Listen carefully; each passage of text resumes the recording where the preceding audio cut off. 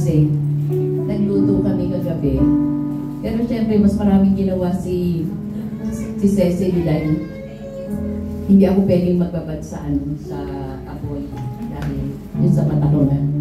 Pero praise the Lord, nakapagluto pa rin. I hope na magustuhan niyo yung mga niluto.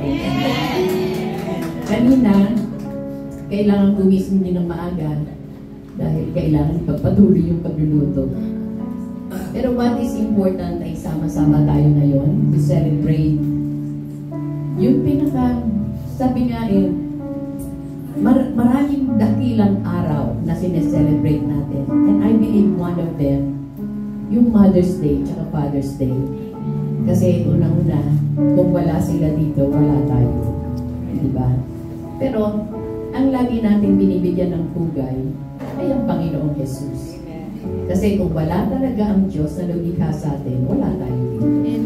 Pero napakabuti ng Panginoon dahil ginamit ang ating mga tatay ang nanay upang tayo lumabas dito sa mundo. Ama, maraming salamat po sa araw na ito, God, na tunay nga na pinagkaloon mo ito upang Lord, ipagdiwang namin ang araw ng mga tatay. Maraming salamat po at sa oras na ito, nalain ko yung banal na Espiritu na ang iyong gabay, Panginoon, sa akin upang mai-relate ko ang message mo sa oras na ito, Panginoon. Ama, maraming salamat po. In Jesus' name, Amen. Amen. Sabi nga, today is Father's Day at nararapat lamang na bigyan natin ng oras, bigyan natin ng panahon na sa ating pag-uusap, i-focus lang natin ang ating kabuuan sa Panginoon para mabigyan natin ng talagang appreciation, pugay, ang Ama na ginamit ng Diyos para tayo iluwal dito. Amen. Amen? Napaka-importante po ng isang Ama sa bawat isa sa atin. I-reflect natin yung malalim na role ng isang Ama. Siyempre, both earthly and heavenly. Amen. Bilang Kristiyano, hindi natin pwedeng yung Ama lang natin dito sa lupa ang ating ipagbunyi, kundi ang unang-una ang ating Ama sa langit. Amen. Ang dapat natin ipagbunyi.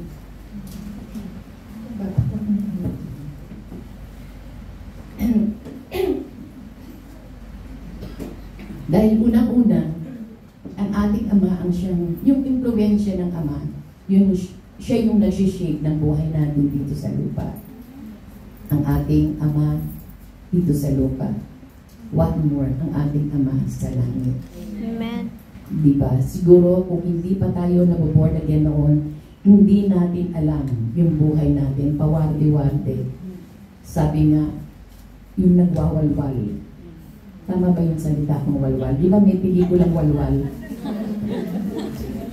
Ibig sabihin, siguro kung hindi tayo nakakilala sa Diyos, kung hindi tayo nakakilala sa Ama natin sa langit, hindi natin alam kung saan tayo pupulutin. Amen. Ako, I can say na noon pa lang na hindi pa kami nagiging Kristiyano, sabi ko na maganda yung pamilya ko. Pero wala po itong kasiguraduhan. Dahil ang Diyos ang nagbibigay ng kasiguraduhan sa ating buhay. Amen. Amen. The Bible teaches us about the importance of honoring our fathers and mothers and the impact of good fathers sa bawat pamilya. Ngayon, we remember our God, our ultimate Father, who provides us, guides us, and loves us unconditionally. Sabi nga, ang Diyos, kinumpara niya ang kanyang pagiging Ama sa Ama natin dito sa lupa. Like as a father, sabi sa Psalm 103:13, like as a father has compassion on his children, so the children has compassion on them that fear Him. Alam nyo, yung wala kang tatay na kinagisnan, napakalaki mong sakit yun sa buhay ng isang tao. Diba? Yung lalaki ka nang wala kang ama, na hindi mo kinagisnan ng iyong ama. It's a great hardship. Dito natin makikita ang isang ama ay napaka-importante. We are commanded to honor our fathers. Kaya minsan, kung iisipin natin na walang ginawa yung ama natin sa buhay natin, huwag tayong magalit. We should honor them. Amen. Dahil yung plano ng Panginoon na nailabas ka dito ay napakalaking pasasalamat na sa isang ama, sa ama natin na nagduwal, na ginamit ng Panginoon ni Pangulukas tayo dito sa mundo. Sa Exodus 20:12, sinabing, honor your father and your mother so that you may live long in the land the Lord your God is giving you. Amen. Sabi ko nga kanina, fathers play an essential role in their children's lives, and it's vital to appreciate their contribution. Fatherhood was one of the first jobs na binigay ng Diyos sa bawat lalaki. Sabi nga, immediately after creating Adam, sinabi niya kagad, be fruitful and multiply. Amen. And one of his primary purposes for marriage was offspring, who would fill the earth with God's praise and glory. Alam niyo po na ang sperm ng lalaki, ito po ay ginagamit for conception, at ito din po ang umpisa na magkakaroon ng bata. Siyempre, hindi lamang sa pagpagitan ng sperm ng lalaki, kundi sa kasama din yung egg ng babae. Some men who wants to be, sperm can make a child, but it takes a real man to be a father. Some men who wants to be a good father, yes, marami pa rin mga tatay ang gusto maging mabuting ama. Pero kung konti lang ang pagkakaintindi nila sa ating Diyos, hindi nila malalaman. Hindi sila magiging successful bilang mabuting ama. Kaya merong dito kung isi-share yung mga characteristic ng isang godly father. A godly father knows God. Hindi mo naman pwedeng sabihin na godly siya kung hindi nakilala ang Diyos. Right. Diba? It should go without stating, but many men want their children to have a relationship with God. Pero siya mismo, walang relasyon sa Diyos. Ang ginagawa niya, pinababayaan niya na lang ang kanyang asawang babae, na magdala sa church. At inaasahan niya na lang ang mga preachers, ang mga pastors, na mag-still ng good values sa kanilang mga anak. Pero ang mga bata, ang minomodel nila, yung nakikita nila. Di ba? Agree ba kayo doon? Yeah. Praise the Lord. Amen. If that does not consider God na importante ang Diyos sa buhay ng isang tao, walang mangyayari. Di ba? Laging failures ang mangyayari sa buhay ng isang ama. So godly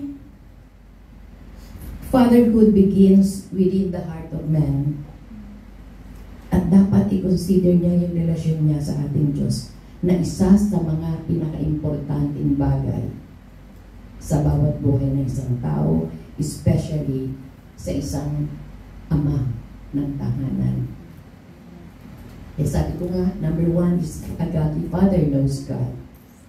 Number 2, tahimik nyo. A godly father loves and honors his wife. Diba? Kasi, alam na yan yung brother natin noon pa.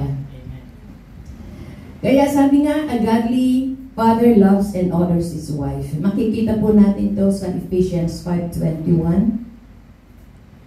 Sabi dito, husbands, love your wives, just as Christ also loved the church and gave himself for her. Amen. Sabi nga po, the best gift na maibibigay ng isang ama sa kanyang anak ay yung mahalin ng kanyang asawa. Amen. Di po ba? When children grow up, pag lumalaki ang mga bata, nakikita nila na ang tatay at nanay nila ay laging nag-aaway. Parang ang hirap. Ang hirap sa isang anak na makikita niya na ang kanyang magulang ay laging nag-aaway, laging nagtatalo. Yeah. True. Hanggang gabi, hanggang umaga. Minsan, ang nangyayari pa, dahil lagi silang nag-aaway, ayaw na nilang tumabi sa isa't isa. Meron po akong kakilalang ganun eh. Ang hirap, parati pa, di ba, na nagsasama kayo. Pero sa bagay, pag nag-asawa kayo, hindi kayo pwedeng maghiwalay. Siguro pwedeng maghiwalay ng kama, pero yung maghiwalay kayo dahil, sabi nga, ang pinag-isa ng Panginoon. Yes. No man can separate. Hindi, talaga naman eh. Kaya nga, sabi nga eh, pag ang mag-asawa namatay ang isa, diba, namatay ang babae, hindi pwedeng mag-asawa ang lalaki. Ay, hindi. Pag naghiwalay ang mag-asawa, at hindi pwedeng kumuha ng ibang babae ang lalaki hanggat hindi namamatay ang asawa. Kaya ang nangyayari, pinagpe-pray. Pray na matay. Mamatay na sa... Hindi, pagka hindi ka Kristiyano, may isip mo yun. Pero pagka Kristiyano ka, hindi mo may isip yun. Amen. Dahil iisipin mo lagi ang Panginoon, yan ang inutos mo. Amen. Na nagmahal sa'yo, nagbigay buhay sa'yo. Bakit ikaw mangangarap ka mamatay ang partner mo, ang asawa mo, para makakuha ka lang? No. Big no. Amen? So, di ba, kapag ka maganda ang pagsasama ng isang mag-asawa, makikita niyo ang anak niyo, talagang gusto niyang maimitig. Na sana pagdating ng panahon, ganito din ang pamilya ko. Ganito din ang tatay ko. Ganito din ang nanay ko. Di ba? Kaya dapat, minsan kasi, hindi natin minsan sabihin na si lalaki ang mali, si babae ang mali. Kaya dapat sa isang mag-asawa, ang sentro ang Diyos, ang Panginoon. Para laging in harmony, in unity ang pagsasamahan niyo. Di ba? Ako nga eh, sa bagay, nung hindi pa kami Kristiyano, mabait na si Tito Morgan yun, kaka sweet na rin. Ay, sweet. Hindi na rin. Di ba? Pero pag naging Kristiyano ba kayo, lalong, sabi nga, kulang na nga yung, baka magkaroon daw ng langgam sa kaswitan. Hindi, talagang nakikita ko. Si Brother Antoy at Sister Aning eh. Sweet na sweet. Diba? Nilalanggam na. Pero praise God talaga, yun ang pinaka-importante na pag kami buhay ng Panginoon, ang mag-asawa, talagang makikita nyo na, minsan hindi naman po sasabihin na perfect lagi yung minsan nagkakatampuhan kayo, pero katapusan pa rin yung joy na bibigay ng Panginoon. Basta mag-dwell lang lagi kayo sa Panginoon. Number 3, a godly father accepts responsibility for his children's spiritual training. Too often, the children's train the father consider. Sabi nga sinasabi nila na di bale, lalaki naman na nag-provide eh. Pabiyaan nyo na yung nanay yung kumilos lahat, mag-guide sa kanya. No. While providing financially for a family is an important responsibility for fathers, it's also a important responsibility na ikaw ang mag-guide sa iyong anak. While he may delegate much of the day-to-day teachings to his wife, a godly father still bears responsibility. He encourages Christian character in his children by his example as well as his words of instruction and expectation of behavior he sets forth and enforces with his children. Napakalaki po ng role ng isang ama. Minsan kaya lang dahil yung maraming ama na nagsabi, ito ang responsibilidad ko na mag-provide ng pangangailangan niya. Kasi yun ang nasa isip niya. Pero I believe na kapag ang isang ama ay godly man, yung kanyang pananaw na ganun ay mababago. Dahil unang-una, especially sa mga anak na lalaki, ang ama ang tinitingnan bilang role models. Naalala ko ngayon, i-share ko na, wala na naman dito yung dyanan kong lalaki. Sabi niya, do what I say, not what I do. Diba? Tama ba yun? Diba? Mali yun. Kasi yung sinasabi mo lang ang dapat gawin. Pero yung ginagawa mo, huwag mong gawin. Huwag kang manigarilyo, ha? Pero siya nakakaubos ng isang pack sa isang araw. Diba? Huwag kang iinom, masama yan sa baga mo. Pero siya, bakit? Ano talagang, yung mga, ano ba yun? Yung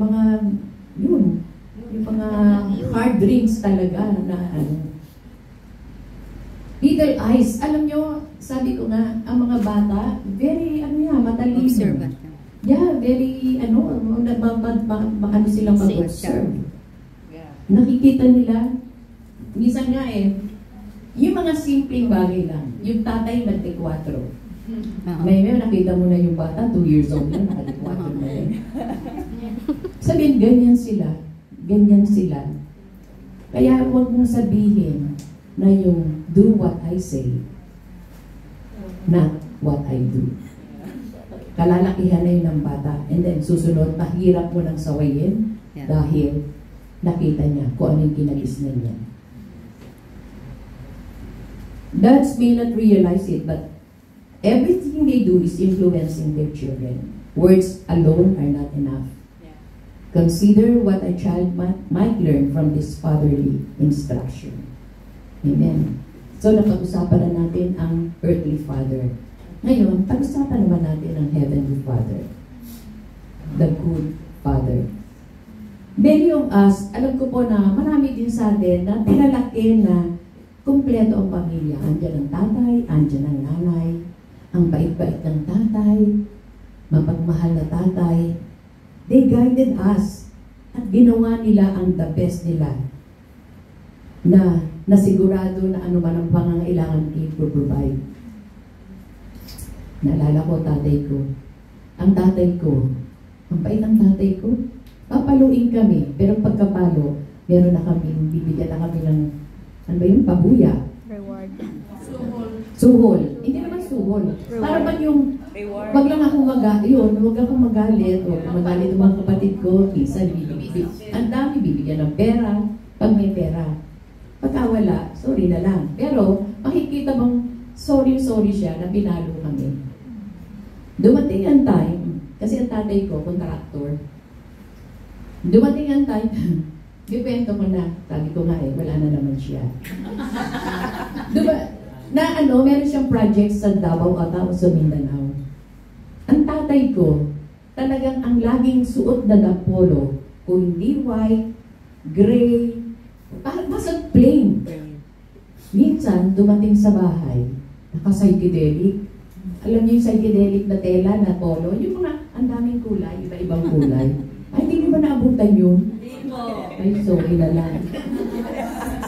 Nagulat kami. So, bakit nagulat kami? Dahil biglang nagbago yung sinusuot ng tatay ko. Naging psychedelic na dati plain color lang. Gray, blue, na mga ganon. Na hindi dark blue yung white blue kasi medyo dark ang tatay ko kaya. Ngayon, dinagtaka kami. Pero nung umuwi siyang ganon ang suot, ang daming dala. Mga ponkan na malalaki, pati yung itlog na malaki. Meron dun sa Davao ata, di pala kung Mindanao. Hindi katagalan, may tumawag sa nanay ko. O yan, puntahan mo yung asawa mo doon. At meron ng nagpatayo ng kitchenette. Kompleto yung ganyan. Pero ang bait ng tatay ko, pinaprovide niya yung pangangailangan namin. Minsan, masakit sa nanay ko, pero nung bata pa kami, hindi pa namin masyadong nararamdaman yung sakit, di ba? Pero sa nanay ko, nanay ko napakasimple lang eh, pero maganda nanay ko. Tapos, napakasimple lang niya, wala siyang mga damit na mag-album. Ginawa niya, pumunta siya sa isang modista niya. Nagpagawa ng mga damit, kasama niya yung isang kapatid ko. Yung kapatid ko na matapang din. Pagpunta nila doon, tamang-tama ang tatay ko nasa kantin. Yung pinagpatayo niya ng kitchen ngayon, may driver ng tatay ko doon eh. Sabi ng kapatid ko, medyo matapang yun. Ipag-drive mo ako doon sa doon nga sa kitchen Sabi na, Tay, paborito niyo to, anong order niyo? Ganun na. Hindi na makakipo ang tatay ko. Talagang lahat ng mga gamit niya doon na importante, pinaparko na sa Manila, ganun.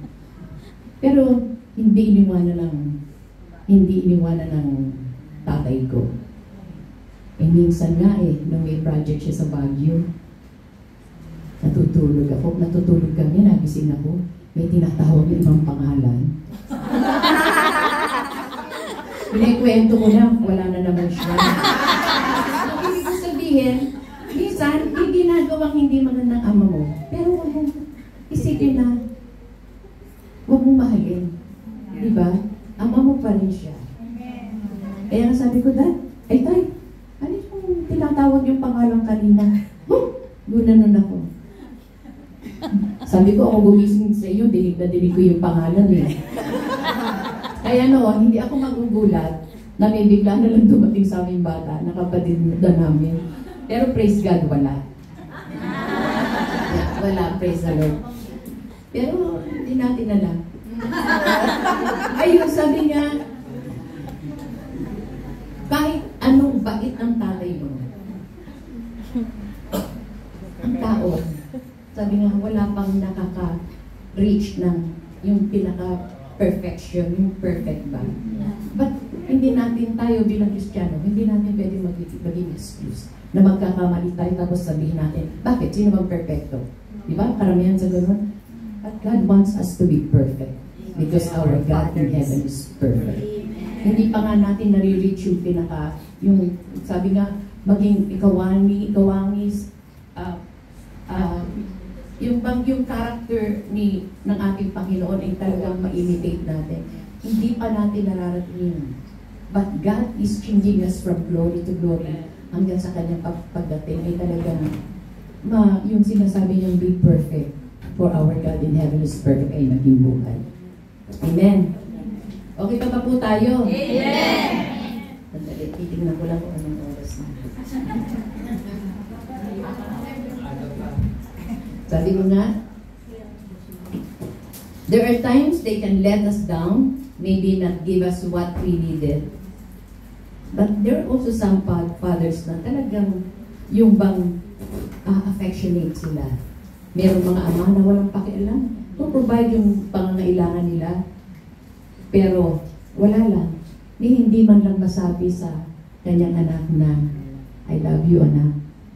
I'm proud of you. Diba? Ang sakit nun diba? Kasama mo nga ang tatay mo. Pero wala kang naririnig na pina-appreciate ka. Para ba yung ma-encourage ka? Diba?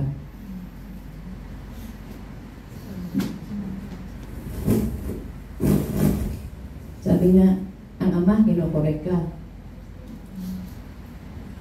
Gusto nila na makasigurado sila na nasa right path ka. Pero, paano mo magagawa ng isang anak yun? Puro ka na lang ganito. Dapat ganito ka. Dapat ganyan ka. Pero wala man lang nakita sa iyo na yung bang lalambingin mo yung anak mo. Kailangan nyo ng isang anak. Diba? Amen. Meron nga isang istorya ng isang binatilyo na ang tatay niya nag-struggle sa alcohol.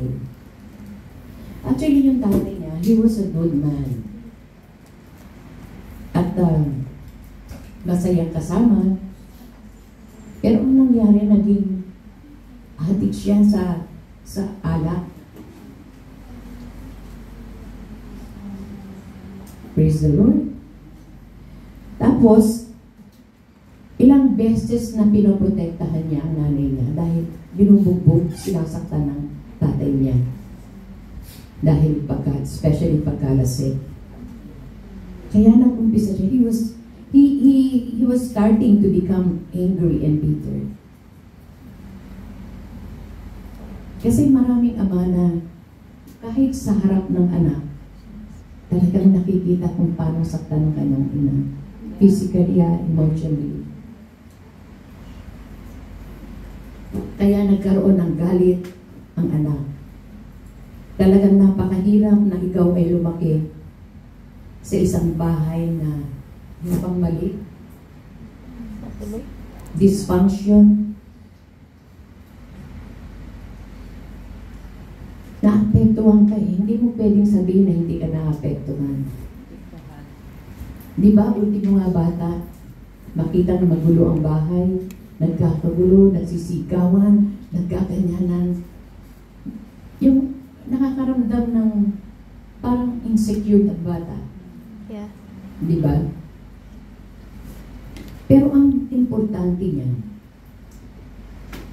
huwag natin kalimutan na meron tayong ama. Amen. Mabuting ama. Our Heavenly Father has taken all this into account. Amen. Kilala niya ang magulang natin bago pa lang tayo pinanganak. Siguro hindi naman sasabihin natin na pinili ng Diyos yung magulang mo na hindi maganda, na hindi mabuting tao. I believe na yung magulang na gagamitin ng Panginoon upang ilabas ka dito sa mundo, mabubuti sila before. Pero God gave us the power to choose. Amen. Siguro ang pinili ng mga magulang niya ay maging ganito, maging adik. Pwede mo namang iwasan yun eh. Diba? Pero pinili nila yun. Siguro sa umpisa, sarap na sarap sila. Kaya hanggang sa lumaki yung mga anak, ganun na nangyari. You may have been raised around dysfunction, addiction, abuse, poverty, pero hindi dahilan yun para mag-stop ka, para tumigil ka. That's where you come from. Pero that's not who you are. Amen. You are a child of the Most High. And your earthly father may have fallen short, disappointed you, didn't give you what you needed. But your heavenly Father, the good Father, will never let you down. Amen. Maybe your earthly father never gave you his approval. But the Father is saying, sabi ko nga kanina, minsan yung mga ama hindi nasabing, I'm proud of you, son. I'm proud of you, daughter. I love you. Hindi nasabi sa anak. Pero ang Diyos, sa salita niya, makikita mo kung gaano ka kamahal. Amen. Kung gaano ka proud ang Diyos sa inyo, sa atin. Dahil anak tayo ng Diyos. Amen. I believe na ang lahat dito ay meron ng relasyon sa Panginoon. Kaya, we are so blessed that we are the son and daughter of the living God. Amen. People may have tried to push you down, made you feel less than, but the good Father is saying, you are a masterpiece. You are a prized possession. You've been fearfully and wonderfully made. Amen. Now, don't stay focused on what your earthly father did or didn't give you. Ngayon na meron tayong Diyos, kung meron man dito sa atin na naka-experience ng hindi maganda sa kanyang ama, huwag tayo mag-focus doon. Amen. Mag-focus tayo sa ating Heavenly Father. Amen. Don't live bitter because people put you at a disadvantage. Start going to the good Father. Amen. Kung minsan dumarating sa time natin na nanlulungo tayo, especially ngayong Father's Day, kahit wala na yung tatay nyo, andun pa rin ang galit nyo dahil yung ginawa niya sa inyo. Meron yung isang, kasi sa bata, pag nag-umpisa yun, wala pa silang reaksyon, pero nararamdaman nila yung sakit na gano'n ang pamilya nila. Ngayon, habang lumalaki ang bata, especially ang lalaki, hinahanap niya din yung kanyang ama, di ba? Ngayon, merong isang binatilyo na talagang hinanap niya yung kanyang ama. Nung mahanap niya, tinawagan niya. Sabi nung anak, Dad, pwede ba kitang makita? Hesitant pa yung ama na sumagot ng oo. Pero siguro, hindi rin siya nakatiis. Sumagot na, o sige. So yung bata, nagbiyahe siya ng malayo, makita lang ang tatay niya. Pagdating doon sa lugar, kumakatok doon sa pinto, hindi siya pinagbuksan. Hindi natin alam, baka ando naman din yung bagong sabihin kong partner, kasi hindi ko naman pwedeng sabihin asawa, na medyo takot siya, hindi niya binuksan yung pinto, nakapanlulo mo yun sa isang bata, sa isang anak. Na bumiyahe ka para makita mo lang ang tatay mo. Sumagot siya, sige, pero hindi ka pinagbuksan. Ni-reject siya. Actually, especially sa isang bata, hindi maganda kahit nasa sinapupunan pa lang ng isang bata na nire-reject niya. Yeah. Na nire-reject na kasi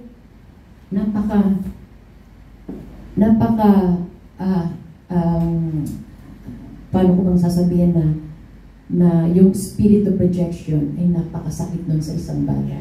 Dala-dala na yun hanggang lumaki siya. Unless na talagang makakilala siya sa Panginoon, makita niya, ma-realize niya, our God is Father. He is fatherless. Amen. Fatherless. Yeah. Sabi nga sa Psalm 68, God will be a father to the fatherless. God sees when you don't have someone watching after you. He sees when you've been put in an unfair situation where you didn't have a choice. Pinanganak ka ng ganun eh, di ba? And you may have so many reasons to live negative, bitter. Hindi fair to.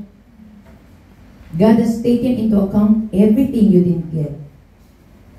Every bad breath, every bad break, every person that did you wrong, God has taken into account yung mga bagay-bagay na negative na experience mo. And if you keep moving forward, the good Father will open doors so no man can shut. Amen. Bring the right people cause you to go where you could not go on your own. You may have come into situations that put you as a disadvantage, where there was dysfunction, abuse, poverty. You could help it. You couldn't help it. You were born into it.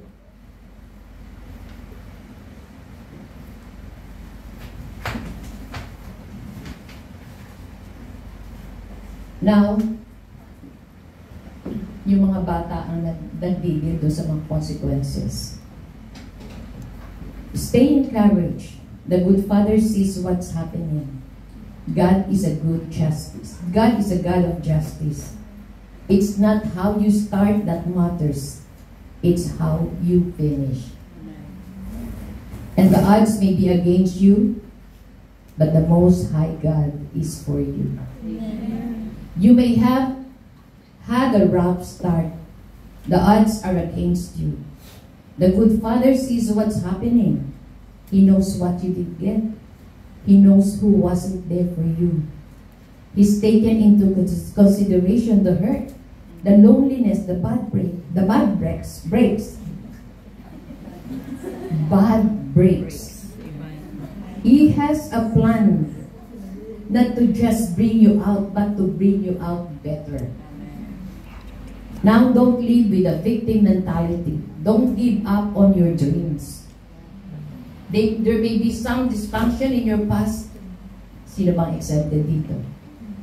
No one. Sino ba yung naging smooth ang buhay? No one. Wala, diba? Pero, nakita naman natin ang ating Diyos na hindi tayo iniwanan o pakailanman. Amen. Amen. But the good Father has amazing things in your future. And I believe and declare, bring greatness out of greatness. Amen? Bring greatness out of greatness. Greatness out of a greatness. Hindi maganda. Dadali ng Panginoon tayo dun sa talagang yun. Like the Israelites, He's going to bring down walls easier than you thought. He's going to be a father to the fatherless and take you to the fullness of your destiny. Amen. Tunay nga na, sabi nga, natutuwa ako nung last Wednesday ng Bible study kami. May mga nag-join ng via Zoom at meron isang kapatiran doon na I hope naman kung nanonood man siya ngayon ng live, ito'y para sa glory ng Panginoon. Pero I didn't ask permission from her. Pero I believe this is a great testimony na binigay na yung nakaraan dahil nung parang naging siya, yung hiwalay ang nanay at tatay niya. Pero sabi niya, nakaramdam siya noon ng spirit of rejection. Inabandon siya. Natutuwa ako dahil yung nangyari sa buhay niya, dahil kung yung nangyari gano'n sa buhay niya, kahit dalaga siya, may posibilidad na magwalwal siya, magwala siya, gumawa siya ng mga bagay-bagay na hindi maganda. Diba? Pero ang nangyari sa kanya, iyak nga siya ng iyak eh. Sana praise God at napasama siya sa isang gawain ng Panginoon. Amen. Talagang yung nararamdaman niya nung parang inabandon siya, nireject siya. Ngayon, nawala na yun, yung mga espiritong bumabagabag sa kanya. Praise God. At may mga nag-provide ng Panginoon na mga taong nakapaligid sa kanya na hindi siya pinubayaan. Kasi kung bata yun na talagang lumaki, at praise God, yung mga taong nakapaligid sa kanya, nakita mo, may mga pananampalataya sa Panginoon. Kaya siya nadala siya sa isang gawain. Kaya natutuwa ko, nothing is impossible kay Lord. Kaya sinabi nga, siya ang tutuong ama sa mga walang ama. Amen. Kaya sa lahat ng fathers na nandito ngayon, Happy Father's Day. And God bless you. Praise God. At hindi natuloy yung bagyo, kaya kumpleto ang mga tatay ngayon. Tatlo sila. Amen. So, bigyan po natin ng isang matulog na palakpak ang mga ama na nandito ngayon. Ang nakikita natin, umulan man at umaraw, andito sila at nagpupuri sa Panginoon at talagang ang focus nila ay ang Panginoon. Amen. To God be all the glory. Amen.